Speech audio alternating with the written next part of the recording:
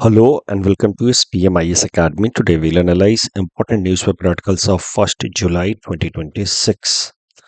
Please note you can download the PDF version of today's newspaper analysis by clicking the link given in the comment section.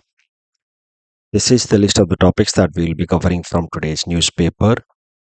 The first topic is about Interoperable Criminal Justice System, ICJS. Important from our syllabus GS paper 2 governance point of view. ICJS एक national platform है जिसको ministry of Home affairs build कर रही है। इसकी मदद से हमारे देश के अंदर जो भी क्रिमिनल जस्टिस सिस्टम से रिलेटेड इंस्टीट्यूशंस हैं अलग अलग स्टेट्स में, उनके आईटी प्लेटफॉर्म को इंटीग्रेट किया जाएगा। जैसे भारत के अलग अलग स्टेट्स और यूनियन टेरिटरीज की जो भी पुलिस हैं उनको आपस में इंटीग्रेट किया जाएगा। उसके अलावा जो फॉरेंसिक लैब्स हैं, कोर्ट्स हैं, कोर्ट में जो अलग अलग केसेस चल रहे हैं उन सब को डिजिटलाइज करके आपस में कनेक्ट किया जाएगा, ताकि एक जज अगर कोई फैसला सुना रहे हैं तो उस मामले में बाकी सारे कोर्ट्स में अभी तक इस तरह के मामले में क्या क्या फैसले सुनाए गए हैं वो रेफरेंस उनको आराम से मिल पाए। सो that is the goal under interoperable criminal justice system. तो भारत की जो भी क्रिमिनल जस्टिस सिस्टम में इंस्टीट्यूशंस काम कर रही हैं भारत के अंदर, उनके आईटी प्लेटफॉर्म को इंटीग्रेट किया जा रहा है। इस इंटरऑपरेबल क्रिमिनल जस्टिस सिस्टम के 5 पिलर्स हैं। Integration of police through crime and criminal tracking and network system CCTNS, forensic labs through E forensic, courts through E court, public prosecutors को आपस में इंटीग्रेट किया जाएगा through E prosecution, and prisons का data जो है वो आपस में शेयर किया जाएगा bye digitalisation through e prison. ये इनिशिएटिव या स्कीम एक सेंट्रल सेक्टर स्कीम है, यानी कि पूरी तरह से भारत सरकार इसको रन कर रही है और इसमें एक्सपेंडिचर करेगी। इसको इम्प्लीमेंट करने वाली एजेंसी है national crime record bureau in association with national informatics centre NIC। ये जो इंटरऑपरेबल क्रिमिनल जस्टिस सिस्टम है इसमें सेंट्रल रोल प्ले करेगा मेघराज क्लाउड इंटीग्रेशन। जो मेघराज क्लाउड इंटीग्रेशन प्लेटफॉर्म है, इसकी मदद से जो भी ट्रायल रिलेटेड रिकॉर्ड्स हैं जैसे FIR, notice, summons, forensic report, ये जो भी चीजें हैं उनका डिजिटल फॉर्म बनाया जाएगा और उसको आपस में शेयर किया जाएगा with help of Meghraj cloud integration.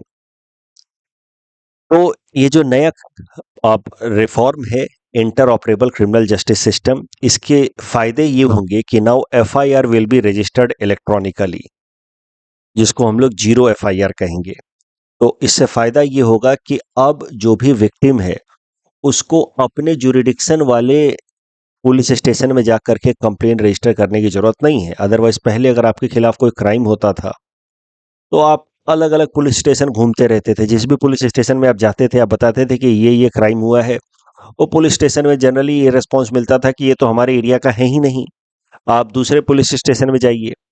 लेकिन अब क्या है कि आप किसी भी पुलिस स्टेशन में जा पाएंगे because of this integrated interoperable criminal justice system. आप किसी भी पुलिस स्टेशन में जा पाएंगे और एक 0 FIR रजिस्टर कराएंगे, यानी कि इलेक्ट्रॉनिक फॉर्म में FIR रजिस्टर कराएंगे फॉर कॉग्निजेबल ऑफेंसेस, और फिर वो कंसर्न्ड जुरिडिक्शन में वो FIR अपने आप इलेक्ट्रॉनिकली ट्रांसफर कर दिया जाएगा। चार्ज शीट्स, एविडेंस की कॉपी, समन जो कोर्ट भेजता है, समन आदेश देता है लोगों को प्रेजेंट होने के लिए, तमाम जो अब क्रिमिनल जस्टिस सिस्टम से रिलेटेड डॉक्यूमेंट्स हैं वो सब डिजिटली रिलीज किए जाएंगे। Current news interoperable criminal justice system से रिलेटेड ये है कि as per Ministry of Home Affairs, nationwide implementation of interoperable criminal justice system will be done by 1 January 2027। अगले साल के पहली तारीख से ये पूरे देश भर में इंप्लीमेंट हो जाएगा। Currently only few states like Haryana, Goa, Assam, Punjab and Chandigarh, few states and union territories have implemented all the required digital parameters of interoperable criminal justice system. जो interoperable criminal justice system है, it was an integrated part of the criminal justice reforms that was introduced in the country few years back. आपको पता है कि साल 2023 में भारत सरकार ने 100 सालों से भी ज्यादा से चल रहे जो क्रिमिनल लॉज थे, IPC, CrPC and evidence act, उनको पूरी तरह से ओवरहॉल करके नए कानून लाए। भारतीय न्याय संहिता, भारतीय साक्ष्य संहिता एंड भारतीय नागरिक सुरक्षा संहिता, ये 3 कानून लाए गए। तो उसी का हिस्सा है ये इंटरऑपरेबल क्रिमिनल जस्टिस सिस्टम। पूरा का पूरा क्रिमिनल जस्टिस सिस्टम को रिवाइव किया जा रहा है with help of these initiatives. इस टॉपिक की मदद बेसिस पे ये प्रीलिम्स प्रैक्टिस क्वेश्चन है। Please attempt this question and submit the answer in the comment section. Next topic is about Ek Bharat Shreshtha Bharat initiative, important from our syllabus GS paper 2 governance point of view. ये initiative Bharat सरकार ने 2015 में launch किया था। इसका लक्ष्य है भारत के अलग अलग हिस्सों में रहने वाले लोगों के बीच में कल्चरल इंटरैक्शन को, एंगेजमेंट को प्रमोट किया जाए। इसकी मदद से म्यूचुअल अंडरस्टैंडिंग एक दूसरे के कल्चर की बढ़ेगी, जो भारत के यूनिटी और इंटीग्रिटी के लिए बेहतर होगा। एक भारत श्रेष्ठ भारत इनिशिएटिव को इंप्लीमेंट करने वाली मिनिस्ट्री है मिनिस्ट्री ऑफ एजुकेशन। इसके अंतर्गत कई सारे इनिशिएटिव्स लिए जाते हैं। इसमें सबसे एक मुख्य इनिशिएटिव ये है कि 2 अलग अलग स्टेट्स या एक स्टेट यूनियन टेरिटरी या 2 अलग अलग यूनियन टेरिटरी, उनको आपस में पेयर किया जाता है, ऑफिशियली पेयरिंग कर दी जाती है। State and union territories are paired with each other, और फिर उनको इंसेंटिवाइज किया जाता है कि वो आपस में कल्चरल इंटरैक्शन को बढ़ाएं। Cultural interaction in the areas of language, literature, cuisine, festival, cultural events, tourism etc.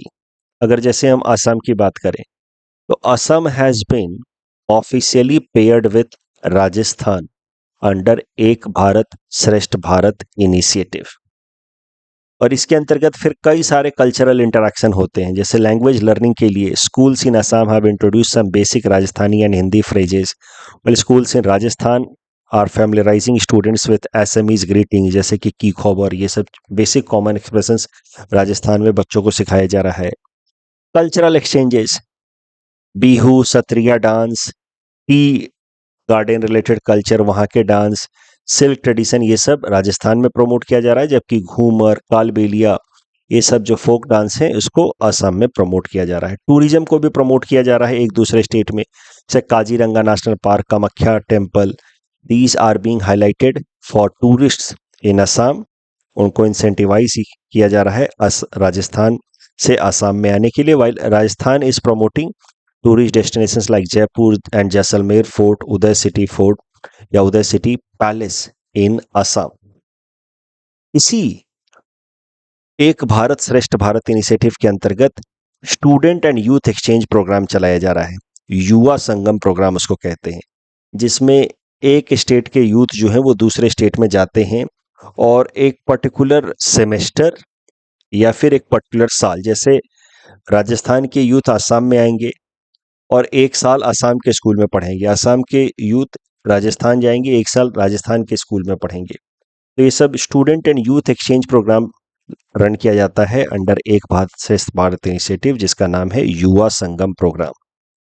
उसी से रिलेटेड ये करंट न्यूज है कि युवा संगम प्रोग्राम का phase 6 has been recently completed by Department of Higher Education which comes under Ministry of Education. तो Ministry of Education ही Ek Bharat Shreshtha Bharat initiative चलाती है, तो उसने 6th फेज ऑफ युवा संगम प्रोग्राम को अभी फाइनली कंक्लूड किया है।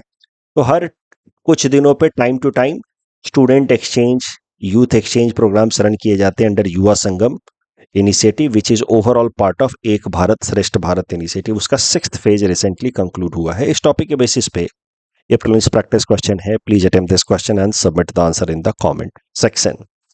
Next topic is about India's first 3D printed artificial reef modules, important from our syllabus GS paper 3 science and technology point of view. Environment perspective से भी ये important topic हो सकता है। क्विकली रिवाइज कर लेते हैं कि क्या होते हैं coral reefs and then will come to the current news. देखिए, कोरल रीफ समझने से पहले कोरल्स के बारे में समझते हैं। Corals are tiny marine animals, ocean में पाए जाने वाले छोटे छोटे मस्कुलर या फ्लेसी एनिमल्स हैं, पूरी तरह से फ्लेश से बने रहते हैं, इनके अंदर जनरली बोन्स नहीं होता। तो corals are tiny fleshy animals and they are also sessile. Sessile मतलब one part of the corals are permanently attach to the ocean floor. जो उनका दूसरा हिस्सा होता है वो टेंटेकल्स लाइक होता है, वो इस तरह से उंगलियों के जैसा होता है और वो पानी में तैरता रहता है, जबकि एक हिस्सा ओशन फ्लोर पे अटैच्ड रहता है। कोरल्स को अगर आप और नजदीक से देखें, वैसे तो ये काफी छोटे होते हैं, माइक्रोस्कोपिक लेवल के होते हैं, लेकिन उनको नजदीक से देखें तो उनके टेंटेकल्स लाइक स्ट्रक्चर हैं ऑन वन एंड, और उनका एक माउथ भी होता है, स्मॉल माउथ। हर एक छोटे छोटे जो कोरल्स होते हैं उन इंडिविजुअल कोरल्स को कहा जाता है polyps. But these polyps live in a group of large number of polyps. एक बार में हजारों लाखों पॉलिप्स एक जगह होते हैं, कोरल पॉलिप्स, जिनको कहा जाता है कोरल कॉलोनी। तो ये तो हो गया कोरल्स के बारे में। कोरल्स क्या है? मरीन टाइनी एनिमल्स हैं, सेसाइल होते हैं, फ्लेसी होते हैं, टेंटेकल लाइक स्ट्रक्चर होता है, दे हैव एन ओपनिंग या माउथ ऑल्सो, और जब भी रहते हैं कॉलोनी के फॉर्म में रहते हैं, हजारों लाखों कोरल्स एक साथ रहते हैं। अब कोरल रीफ समझते हैं। Coral reef is basically a land form on the oceanic surface created by the corals. अब ये कोरल्स जो एक मरीन एनिमल हैं, ये लैंड फॉर्म कैसे बनाते हैं, इनके बारे में समझते हैं। देखिए, होता क्या है कि कोरल्स जो होते हैं उनमें से कई सारे कोरल्स, उनकी खासियत ये होती है कि वाटर से वो कैल्शियम कार्बोनेट या लाइमस्टोन उसको एक्सट्रैक्ट करते रहते हैं और वो अपने बॉडी के ऊपर उसको सेटल कराते रहते हैं। सो दीज कोरल्स वाटर से कैल्शियम कार्बोनेट निकाल लिया और उसको अपने बॉडी के ऊपर सेटल कराते हैं, जिससे उनका आउटर लेयर जो होता है वो काफी हार्ड हो जाता है। This activity is done by corals in order to provide them some stability. नहीं तो पानी की का जो फ्लो है वो उनको हमेशा इधर से उधर घुमाता रहेगा। तो वाटर से कैल्शियम कार्बोनेट निकाल करके, लाइमस्टोन को निकाल करके वो अपने ऊपर पेस्ट कर लेते हैं, अपने ऊपर वो अपने अराउंड वो उसको लेयर में डेवलप कर लेते हैं। ऐसे कोरल्स को कहा जाता है hard corals. Now the corals, या इनको एक्सोस्केलेटन कोरल भी कहा जाएगा। जनरली हमारे बॉडी के अंदर जो स्केलेटन है वो हड्डियां जो है शरीर के अंदर हैं, इसीलिए हम लोग इंडोस्केलेटन एंटिटीज हैं, ऑर्गेनिजम्स हैं। लेकिन पॉलिप्स, कोरल पॉलिप जो है वो एक्सोस्केलेटन हो जाते हैं, क्योंकि वो अपने बॉडी के आउटर लेयर में लाइमस्टोन कलेक्ट कर रहे हैं। Now when these corals die, जहां भी रहते हैं हजारों लाखों की संख्या में रहते हैं और इनके ऊपर सबने कैल्शियम कार्बोनेट इकट्ठा किया हुआ है, तो when they die they leave behind hard landform of calcium carbonate. फिर उसी के ऊपर नेक्स्ट जनरेशन ऑफ कोरल्स आते हैं। पिछला जनरेशन मरेगा और वो हार्ड लैंडफॉर्म क्रिएट करेगा, और उसी के ऊपर नेक्स्ट जनरेशन ऑफ कोरल्स आते हैं, फिर वो अपने साथ कैल्शियम कार्बोनेट को इकट्ठा करेंगे, then they will die. So that leads to layer after layer deposition of limestone, and that leads to formation of landform, जिसको कहा जाता है कोरल रीफ। अब कोरल रीफ्स ओवरऑल देखा जाए तो वो ओशन सरफेस का, ओशन फ्लोर का सिर्फ 1% एरिया ही कवर करते हैं। ओशन फ्लोर इतना वाइड है, उसका सिर्फ 1% एरिया ही ये कोरल रीफ्स कवर करते हैं, लेकिन उनका सिग्निफिकेंस बहुत ज्यादा है फॉर मरीन इकोसिस्टम।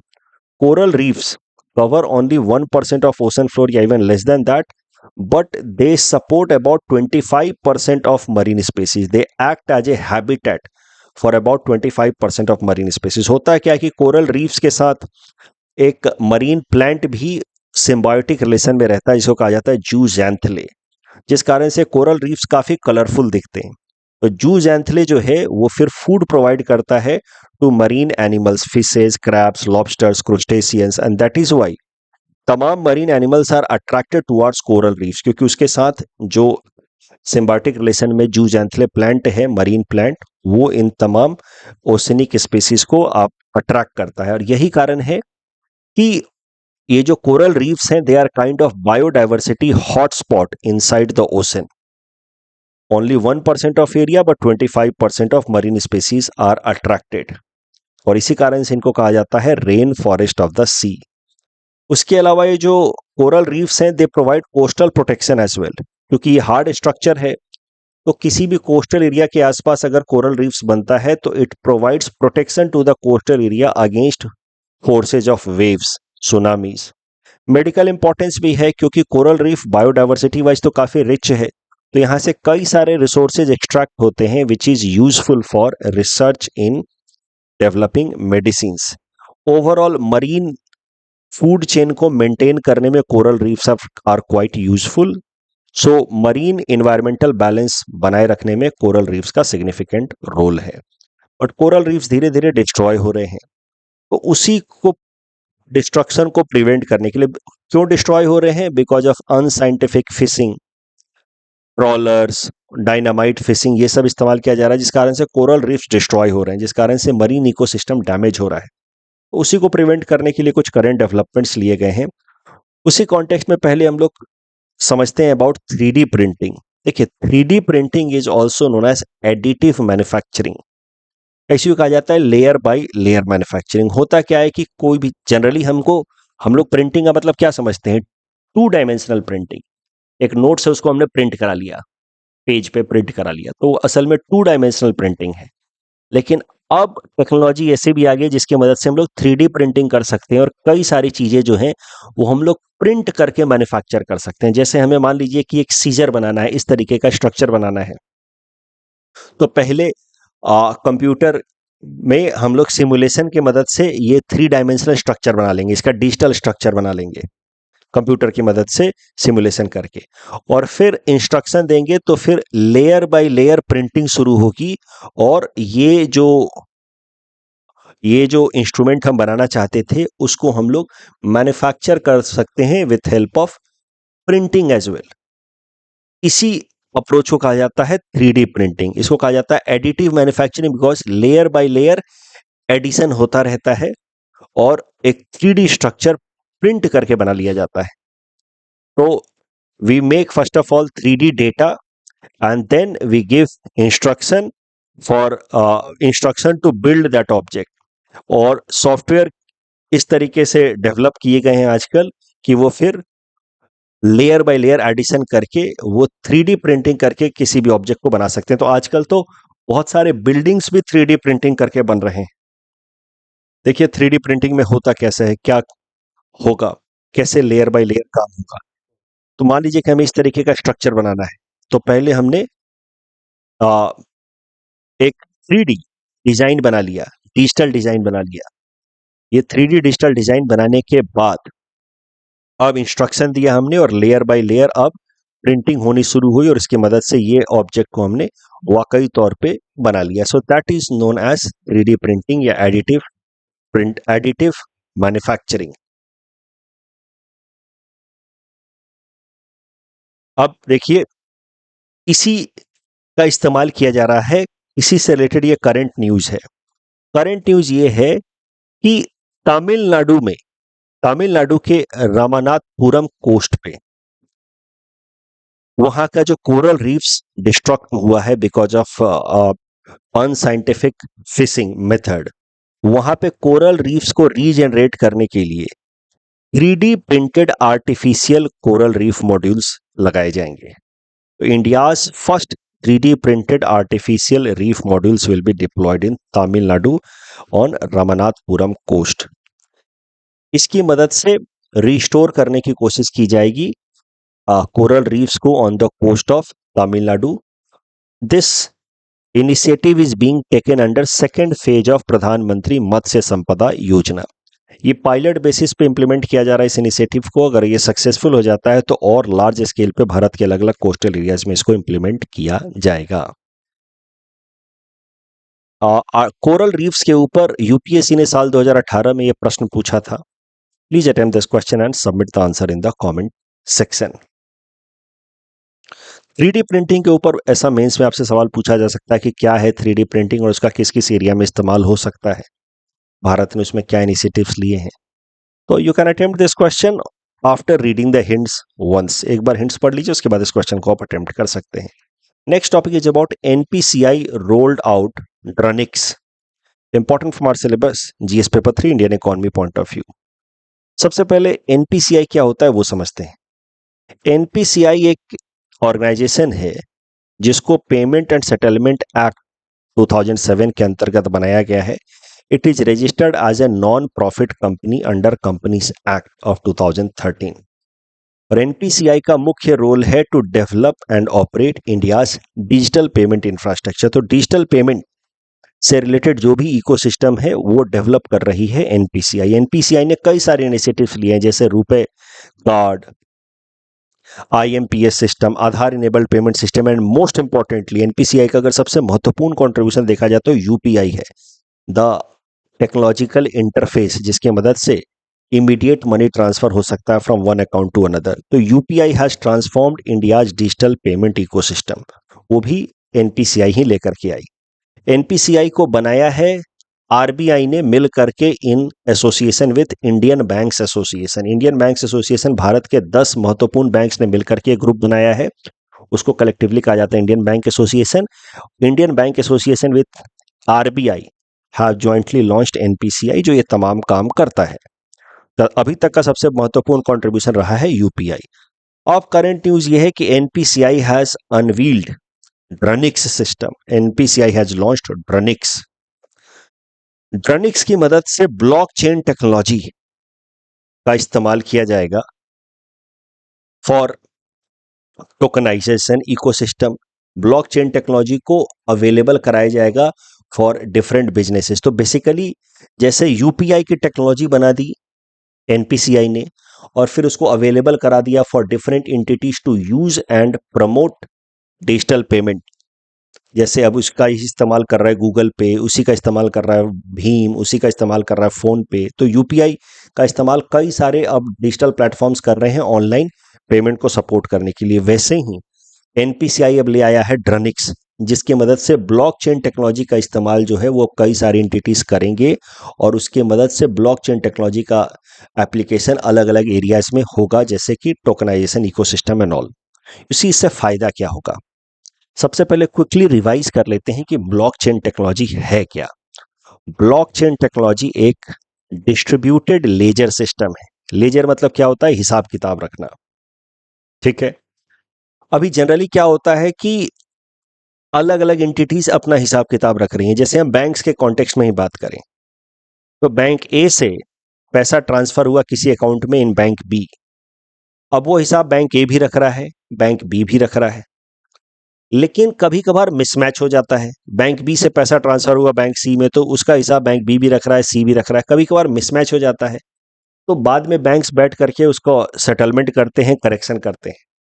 लेकिन अगर ब्लॉकचेन टेक्नोलॉजी का इस्तेमाल किया जाए तो एक बार में ही, देखिए ब्लॉकचेन टेक्नोलॉजी का मतलब क्या है कि whenever any transaction will happen, उस ट्रांजैक्शन को डिजिटली स्टोर कर लिया जाएगा in the form of blockchain and that will be available to be accessed by all the all the members जो फॉर्मली उसके लिए ऑथराइज्ड है, उन सब के लिए एक्सेसिबल होगा वो डिजिटल इंफॉर्मेशन। तो फॉर एग्जांपल जैसे मान लीजिए ये ब्लॉकचेन टेक्नोलॉजी का इस्तेमाल अलग अलग एरियाज में हो सकता है, सिर्फ बैंक के लिए नहीं हो सकता। मान लीजिए कि कोई एक कंपनी है जिसके एक ही शहर में 4 अलग अलग ऑफिसेज हैं और एम्प्लॉयज को कभी किसी ऑफिस में जाना होता है, कभी किसी ऑफिस में जाना होता है काम से। तो पहले क्या होता था कि जिस ऑफिस में भी जाएगा वहां पे वो रजिस्ट्री में इंटर करेगा कि आज मैं इस ऑफिस में आया हूं, इतने बजे आया हूं। अब पहले क्या होता था कि चारों जो ऑफिसेज हैं, एक ही कंपनी के 4 अलग अलग ऑफिसेज हैं, उसमें एम्प्लॉय जो है वो झूठ बोल देता था, कभी घर पे बैठा है बोल देता था, कंपनी ए जो ऑफिस ए है वहां के बॉस को कह देता था कि सर मैं तो ऑफिस बी में हूं, ऑफिस बी वाले को कह देता कि मैं ऑफिस सी में हूं, इस तरीके से। लेकिन अब अगर मान लीजिए ब्लॉकचेन टेक्नोलॉजी का इस्तेमाल किया जाएगा तो वो जिस भी ऑफिस में जाएगा अपना थंब इम्प्रेशन से अपना डिजिटल एंट्री कर देगा, या आइरिस स्कैन से, आंखों के आइरिस स्कैन से डिजिटल एंट्री कर देगा, और वो इंफॉर्मेशन कि ये एम्प्लॉय इतने बजे दिन के 10 बज करके 30 मिनट पे ये ऑफिस बी में पहुंचा है, वो इंफॉर्मेशन डिजिटली स्टोर हो जाएगा and that information will be accessible to all the authorised people from all the 4 offices ABCD, जिनका काम है अटेंडेंस का ट्रैक रिकॉर्ड रखना कि एम्प्लॉय कब कहाँ था। तो बेसिकली एक डिस्ट्रीब्यूटेड लेजर सिस्टम है ब्लॉकचेन टेक्नोलॉजी। डिस्ट्रीब्यूटेड मतलब simultaneously the information will be accessible to several authorised people, जिनको भी अथॉरिटी होगी सबके पास इंफॉर्मेशन होगा, इसीलिए इसको कहा जा रहा है डिस्ट्रीब्यूटेड। लेजर मतलब हिसाब किताब रखने वाला system. So when ever any data will be created, that data will be stored in a digital form. इस तरीके से डिजिटल फॉर्म में उसको स्टोर कर दिया जाएगा, it will be accessible to all the authorised entities. और फिर जब नेक्स्ट डेटा क्रिएट होगा तो वो फिर नए डिजिटल फॉर्म में क्रिएट होगा। तो इस तरीके से एक अलग अलग ब्लॉक्स बनते रहेंगे, digital blocks, and these digital blocks will get on connected with each other. जैसे हमारी डायरी बनती है, उसमें पहला नाम, फिर दूसरा नाम, फिर तीसरा नाम, फिर चौथा नाम, फिर पांचवा नाम, तो हमें दिखता रहता है कि कौन लोग कितने बजे आए। वो एक चेन जैसा बनता जा रहा है। वो फिजिकल फॉर्म में होने के बजाय सब कुछ डिजिटल फॉर्म में होगा। पहली एंट्री एक डिजिटल ब्लॉक हुआ, दूसरी एंट्री दूसरा डिजिटल ब्लॉक हुआ, तीसरी एंट्री तीसरा डिजिटल ब्लॉक हुआ, और सारे डिजिटल ब्लॉक आपस में कनेक्टेड रहेंगे। तो इसीलिए इनको कहा जाता है ब्लॉक। डिजिटल ब्लॉक्स हैं और आपस में चेन के फॉर्म में कनेक्टेड है। और सालों सालों का डेटा जो है, कई सालों का डेटा जो है वो एक साथ स्टोर्ड रहेगा, और हम एक बार में देख सकते हैं कि किस तारीख को, आज 2026 में हम देख सकते हैं कि 2022 में 1 जुलाई को ये एम्प्लॉय दिन के 11 बजे कौन से ऑफिस में था, ABCD किस ऑफिस में था। वैसे ही बैंक्स, पहले कैसा होता था कि बैंक A से पैसा ट्रांसफर हुआ B में, अब उस ट्रांजैक्शन का हिसाब A अलग से रख रहा है, B अलग से रख रहा है, लेकिन हो सकता था कि इनकंसिस्टेंसी हो जाए, डिस्क्रिपेंसी हो जाए, तो बाद में बैठ करके सेटल करते थे। लेकिन अब with help of Dronix, now banks will use blockchain technology, और ब्लॉकचेन टेक्नोलॉजी की मदद से every transaction will be recorded in form of a block, and that block जो डिजिटल डेटा अपने अंदर रखेगा, that will be accessible to the authorities of bank A as well as bank B. तो ये blockchain technology जिस जो ड्रनिक्स की मदद से NPCI is making available to different enterprises of the country. जैसे उसने UPI अवेलेबल कराया, और ड्रनिक्स की मदद से ब्लॉकचेन टेक्नोलॉजी अवेलेबल करा रहा है। तो इसके मदद से कई सारे जो डिजिटल डेटा हैं वो अब बिना टेम्परिंग के अलग अलग एंटिटीज आपस में एक दूसरे के साथ शेयर कर सकते हैं। सो इससे क्या है, बेसिकली सरल भाषा में कहें तो ड्रनिक्स वो प्लेटफॉर्म है जिसके मदद से NPCI अब ब्लॉकचेन टेक्नोलॉजी का डेमोक्रेटाइजेशन कर रहा है, making it accessible to different entities, specially entities like banks या नॉन बैंकिंग फाइनेंशियल कंपनीज या अदर फिनटेक रिलेटेड कंपनीज। उससे क्या है कि डिजिटल ये जो ब्लॉकचेन टेक्नोलॉजी है, इसका इस्तेमाल ये सारी कंपनियां आपस में करेंगी। उसके अलावा ब्लॉकचेन टेक्नोलॉजी का इस्तेमाल एक और तरीके से किया जा सकता है। Apart from using it as a distributed ledger system, blockchain technology can be also used for tokenisation. Tokenisation होता क्या है वो समझते हैं।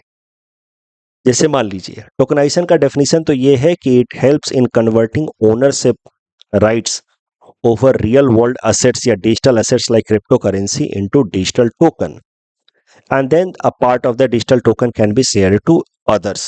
फॉर एग्जाम्पल, जैसे मान लीजिए कि एक कंपनी ने एक वॉल्ट में 1 किलोग्राम गोल्ड रखा, एक खजाने के अंदर 1 किलोग्राम यानी कि 1000 ग्राम गोल्ड रखा, और उस 1 किलोग्राम या 1000 ग्राम गोल्ड के बदले में उसने 1000 डिजिटल टोकन्स जनरेट किए। ये डिजिटल टोकन जनरेट करने में मदद करता है ब्लॉकचेन टेक्नोलॉजी।